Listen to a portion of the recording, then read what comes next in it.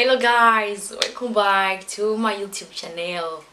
My name is Maryse. I'm so happy to see you today. I'm so happy to do this video for you. Excuse me, I had to reflect of my beautifulness. Je me sens, tu vois, les fossiles ça donne un genre, tu vois le genre ça te donne là. En plus là, bref.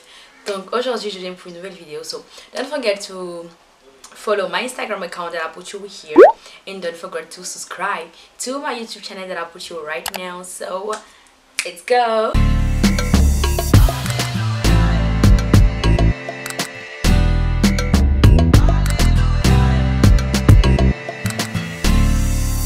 Alors, comme tu as pu le voir dans le titre de cette vidéo, je viens aujourd'hui avec une story time, la première story time de ma chaîne YouTube. Je suis un peu contente quand même. Enfin bref, je vais t'expliquer ce qui s'est passé. Comme tu as pu le voir encore dans le titre, on m'a confondu avec un terroriste. C'est pas de la blague, on m'a vraiment confondu avec un terroriste. Donc du coup, reste là et puis écoute la suite. Alors, c'était en été 2016-2017, je sais plus vraiment. J'étais allée en vacances à Paris avec mon frère et ma mère. Et pour la petite histoire, c'est qu'à cette époque, j'avais un problème avec mon dos. J'avais des problèmes de dos. Du coup, je portais un corset. Je sais pas si vous connaissez c'est quoi un corset. Je vous mettrai une photo quelque part là. Un corset qui me permettait justement de plus avoir mal au dos. Sauf que dans le corset, en fait, il y avait du fer. Il y avait du fer qui était implanté dedans. Donc du coup, si tu passes par le détecteur de métaux, naturellement, ça va faire le bruit là, vous voyez. Enfin, pour ceux qui ont déjà voyagé. Donc du coup, moi, déjà quand je partais à Paris, j'avais pas porté mon corset. Je l'avais mis dans un sac et on a signalé aux gens de la sécurité que j'avais un corset nanana au cas où ils voulaient savoir quelque chose. Et donc du coup, moi je suis partie à Paris tranquillement. J'ai voyagé au calme avec ma mif et tout, c'était bien. Donc là on devait retourner maintenant en Tunisie. Voilà, parce que je vivais là-bas.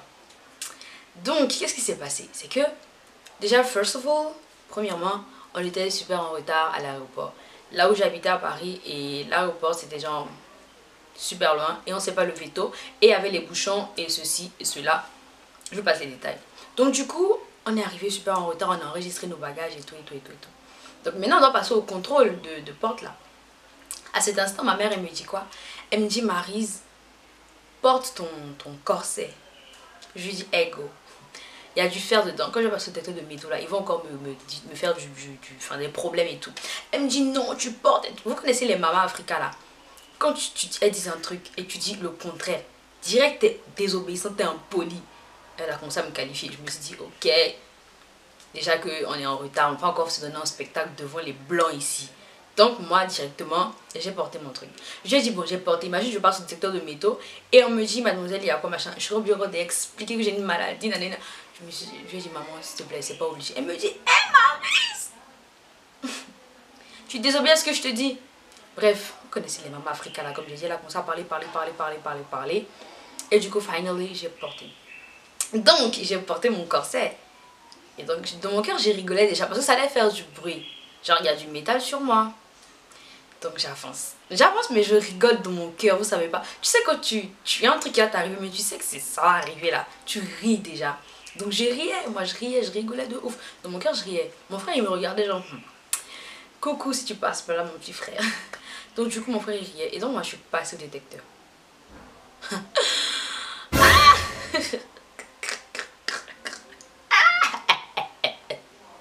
Tu entends, tu vois le son du métal. Je sais pas si vous êtes déjà passé avec du métaux dans le détecteur de métaux, mais il y a un son qui est particulier de quand tu as du métal sur toi et quand tu n'as pas le métal sur toi. Donc le son du métal là. Donc tu vois, tout le monde à l'aéroport me regarde. Et les gens de la sécurité, et les passagers, et le personnel de ménage. Tout le monde s'est braqué pour dire oh my godness, there's something wrong right here. J'ai dit hey, ma vie va être bouleversée là maintenant. Je suis passée, ça a sonné. Donc c'est un monsieur qui m'avait fait passer, qui m'avait vu au scanner que j'avais un truc sur mon corps au-dessous. Parce que quand je mettais le corset, je mettais un gros vêtement dessus pour pas que ça se sente et tout. Donc du coup le monsieur, il m'a regardé. Pourquoi il m'a regardé? Il m'a regardé. Et il y avait une dame avec lui. Donc il a fait signer à la dame genre, hey, vas-y, occupe-toi de la petite. Et j'étais petite à cette époque-là, vu que là on est en 2020, c'était en été 2015, 2016, 2017, je sais plus trop. Donc du coup, moi j'étais là, je rigolais dans mon cœur, je me suis dit, ah vous allez rien trouver, je suis pas terroriste. Et la dame elle m'a dit, pouvez me suivre et tout. Ma mère, elle sort de nulle part. Oui, parce qu'elle sort de nulle part, elle. Parce que c'est elle qui m'a créé les problèmes. Elle sort de nulle part et vient. Que non, vous savez, ma fille a un problème. Marie, enlève. Eh, gars, vous connaissez la honte là. Tu vois, tous les gens me regardent. Au début, c'était jouissif, je rigolais dans mon cœur. Mais quand tout le monde a commencé à me regarder, bizarrement me dévisager. Parce que de base, je suis quelqu'un, j'aime pas qu'on a le regard fixé sur moi, genre, avec insistant du genre, tu vois. Et donc, du coup, ma mère m'a dit, Maryse, soulève ton t-shirt, qui voit qu'il y a un truc médical en bas. Donc, moi, si je soulève, lui, je le fais comme, enfin, je soulève juste comme ça. Et ma mère, en train de l'expliquer que non, en fait, ma fille, elle est malade, maline, elle est... Maman, elle a parlé. La dame, elle a dit, on va quand même aller contrôler. Like, tu parles, peut-être c'est un mise, vous êtes des terroristes, vous voulez vous exploser. Genre, je suis vraiment sûre que les gens, ils ont confondu mon corset avec un blouson, pas blouson, un gilet de explosif en fait, parce que ça a vraiment l'air en fait, pas l'air. Bref, c'est un gilet et tout. Donc du coup, elle m'a dit, mademoiselle, tu me suis.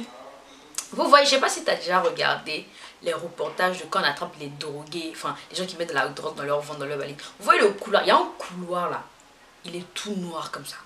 Et tu marches et la dame elle est devant. Non, je pense qu'il y avait deux personnes, il y avait une devant, une derrière moi. Et genre on te dit marche. Et le couloir tu sais pas où il mène. Excusez-moi, je vais tousser.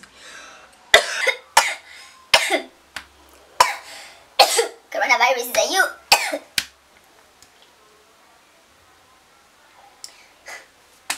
Donc je disais, là il y avait une dame devant, il y avait une dame derrière. Je sais plus, en tout cas il y avait deux personnes qui me suivaient. Enfin une devant, une derrière moi, ils m'ont dit marche. Et le couloir il faisait archi peur. Moi je savais que j'avais rien sur moi de terroristique, tu vois. Mais imaginez quelqu'un qui est vraiment là pour un acte terroriste. Ou qui est là pour vendre... je sais pas moi, imaginez quelqu'un qui est là pour faire un truc bizarre en fait. Et vous voyez le couloir, c'est vraiment un couloir de la mort. Je vous jure, ça fait vraiment flipper. Moi j'avais pas peur. Mais bref, mais ça fait vraiment flipper. C'est un couloir, il est tout droit comme ça. Et vous marchez vraiment longtemps. Genre quoi, 10 à 15 minutes. Et c'est vraiment éloigné de là où on vous fait passer au portique justement de sécurité. Donc moi je marchais. Et après il y avait une porte sur ma droite comme ça. La dame m'a dit rentre.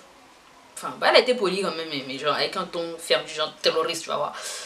Genre je suis rentrée. Et c'était une salle lugubre. Ouais, je vous jure, le truc là, ça fait vraiment flipper. Je sais pas comment les dealers ils font pour tout autre avec la drogue, s'ils ont déjà passé ce couloir, mais ah. Et donc du coup là, le truc il était fermé. Enfin c'est pas fermé, c'est une salle, il y avait que deux chaises. Une chaise juste à côté de la porte et une chaise tout au fond. Et il n'y avait rien d'autre. Il y avait rien d'autre. Et je pense qu'il y avait de quoi accrocher un vêtement, un truc comme ça. Et la dame m'a dit, enlève ton habit, je vais voir ce que c'est. Moi je riais, donc j'ai enlevé. Elle a pris le bail. Elle m'a laissé seule dans la salle avec un autre policier. Elle a pris le bail là, le corset là, elle est partie. Je suis restée là, j'ai attendu. Je sais pas s'ils sont allés scanner, rescanner pour voir s'il n'y a pas de la drogue, s'il n'y a pas des explosifs. Je sais pas, ils ont regardé. Ils ont pris tout leur temps pour regarder. Moi j'étais assise, je riais, j'ai dit ça, je vais expliquer ça à mes potes dès que j'arrive dans mon pays. J'explique ça à mes potes direct. Je ne garde pas ça pour moi. Et du coup, la dame elle est revenue, je crois, 20 minutes, 25 minutes plus tard. Elle est revenue avec mon corset, elle m'a dit, il n'y a pas de souci. Et elle m'a demandé, tu veux le remettre? J'ai dit, moi, porter ça là pour voyager. Anyway, no way, c'est mort. Je tiens ça dans ma main comme un sac à main, mais je porte pas ce truc.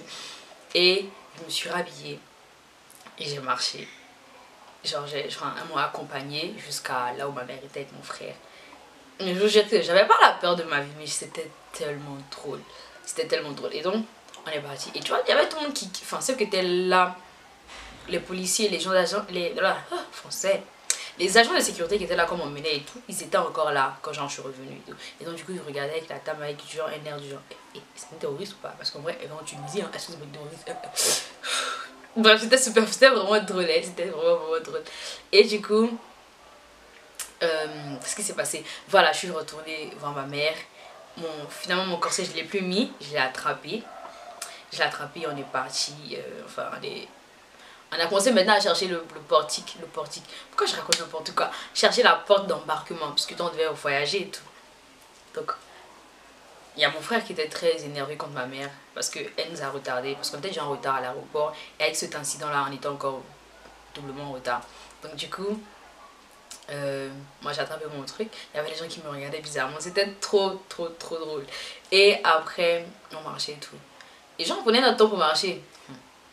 Et à un moment, il y a le son de l'aéroport Paris-Charles de Gaulle. Je sais pas si vous avez déjà voyagé là-bas, dans cet aéroport-là. Mais tu vois la musique qui fait... Je pense que je vais télécharger, je vais mettre en fond sonore, vous allez voir.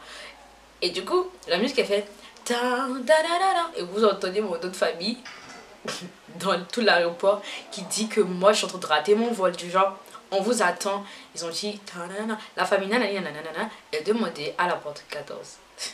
Vous voyez ma mère, vous connaissez les mamans africaines là, comment elles aiment charger les circonstances. Elle fait wow, on est en retard, l'avion va décoller. En vrai gars, c'est ta faute quoi. T'aurais dû me laisser ne pas porter ce truc. Donc en fait finalement on a commencé à courir dans tout l'aéroport à chercher la porte 14. Courir. Parce qu'on était genre avant ça de rater notre vol. On a commencé à courir. Rien que je vous raconte ça, je rigole parce que c'était vraiment trop drôle la scène. Mon frère il était juste énervé en fait parce que il n'aime pas justement comme moi d'avoir les regards sur lui, genre quand on regarde des visages et tout, il n'aime pas ça. Moi j'aime pas ça, mais en vrai ça m'énerve pas plus que ça. Genre j'étais juste en train de rigoler à gorge déployée, genre ga, oh non, retard. Et du coup en fait on a couru et on est arrivé finalement à la porte d'embarquement.